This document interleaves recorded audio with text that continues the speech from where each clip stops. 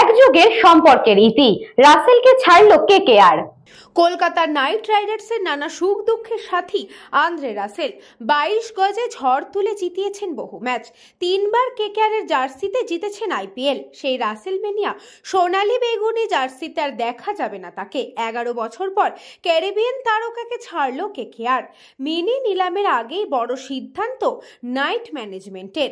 গত মরশুমে আন্দ্রে রাসেলকে 12 কোটিতে কেনে কলকাতা নাইট রাইডার্স। তারপর তার জন্য পার্স থেকে কেকেআর এর কাটা হয় 18 কোটি। তবে ফর্মে ছিলেন না তিনি। 13টি ম্যাচে করেছিলেন মাত্র 167টি রান, সর্বোচ্চ রানে অপরাজিত 57।